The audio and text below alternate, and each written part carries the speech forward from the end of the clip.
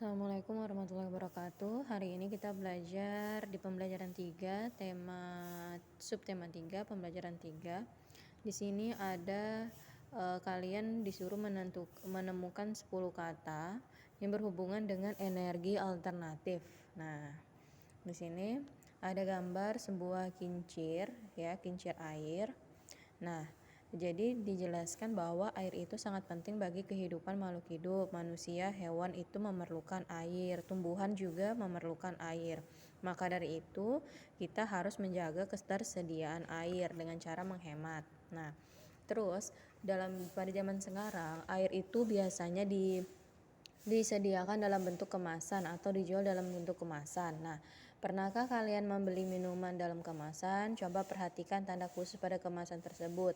Tanda batas waktu penggunaan kemasan tersebut. Nah, seperti yang di sini, tanda waktu penggunaan kemasan baik digunakan sebelum tanggal 8 bulan 2 tahun 2019. Nah, kalau di sini ini disediakan tanggal 3 Agustus 2015. Kalau yang ini hanya bulan dan tahun. Nah, lalu kalian bisa mencoba di halaman 109 mengenai kapan waktu baik digunakan minuman sebelum tanggalnya. Nah, jadi kalian tulis tanggalnya tanggal berapa ya. Seperti contoh pada halaman 108. Nah, lalu pembelajaran keempat. Nah, di sini dijelaskan bahwa air sebagai sumber energi alternatif. Jadi, energi alternatif itu selain air, ada juga matahari, ada juga angin atau udara. Nah, jadi di sini air. Air itu merupakan salah satu sumber energi alternatif. Nah, sebagai pengganti BBM, air digunakan untuk pembangkit listrik. Nah, jadi air itu disebut pembangkit listrik tenaga air. Nah, ini contoh kincir air dan kincir angin. Ya. Nah, ini kalian bisa mencoba gerakan ini. Ini namanya gerakan meniru gerakan kincir, ya, meniru gerakan kincir.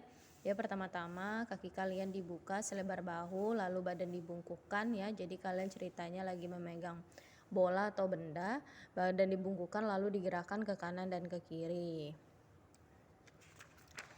Lalu di sini di Ayo Berlatih halaman 114, ya. Di sini ada cerita, perhatikan gambar.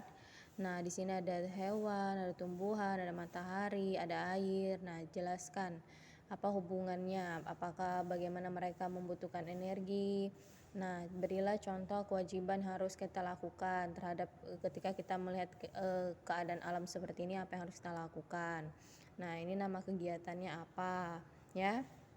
Dan kewajiban apa yang harus kita lakukan ketika kita melihat orang-orang lagi melakukan kegiatan ini. Dan ini nomor 4-nya, ya. Di pembelajaran 5 di sini dijelaskan tentang briket atau pengganti BBM. Jadi briket ini dia lebih khusus lagi penggunaannya, ya. Dia terbuat dari batok kelapa atau bambu dan serbuk gergaji, kanji, potongan bambu. Jadi dicetak dalam potongan bambu atau pipa paralon dan korek api. Seperti ini gambar briket. Mungkin kalian sudah pernah lihat, ya. Dan cara membuatnya terdapat pada halaman 117. Ya, terakhir briket itu harus dikeringkan. Nah, untuk mengurangi kadar airnya. Jadi briket ini berbeda dengan bahan bakar minyak. Pada umumnya briket memiliki banyak kelebihan. Mengurangi pencemaran udara akibat pembakaran bahan bakar. Briket mudah terbakar, tetapi briket juga cepat habis. Nah, itu, ya. Jadi si briket ini dia memiliki kelebihan dari bahan bakar minyak lainnya yang terbuat dari fosil. Jadi dia cepat habis, cepat terbakar. Nah, briket ini juga dia terbuat dari batok kelapa, ya, serbuk gergaji. Jadi dia juga termasuk dalam bahan bakar alternatif yang bisa sebagai pengganti bahan bakar minyak.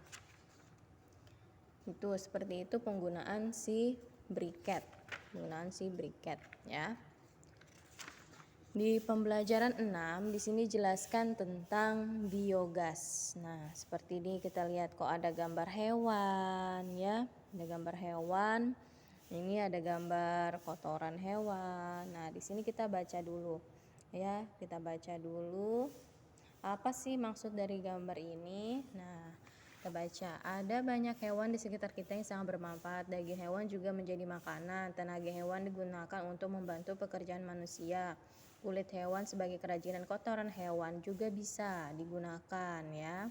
Jadi penggunaan kotoran hewan untuk mengganti BBM perlu diusahakan. Hal ini dilakukan untuk menjaga ketersediaan energi bagi masyarakat. Biogas adalah energi alternatif yang memanfaatkan gas dari kotoran hewan.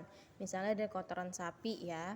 Nah, gas dari kotoran sapi adalah salah satu contohnya. Kotoran sapi dimanfaatkan dengan dua cara. Gas dari kotoran sapi, biasanya kotoran sapi ini ditampung dalam suatu wadah yang ditutup rapat dalam waktu misalnya dalam 2 minggu. Nah, dalam waktu 2 minggu itu harus tutup rapat, tidak boleh ada udara yang keluar ataupun yang masuk.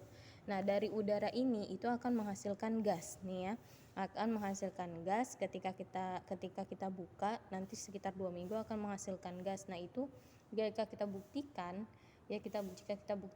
maka ambil korek lalu dibakar ya di ujung wadahnya, nanti itu akan menghasilkan api. Nah, selain buat gas, jadi kotoran sapi itu juga digunakan untuk membuat pupuk. Oke, nanti Ibu akan kirimkan video kalian, cara membuat biogas biar kalian lebih paham lagi ya. Sekian penjelasan dari Ibu akhiri. Wassalamualaikum warahmatullahi wabarakatuh.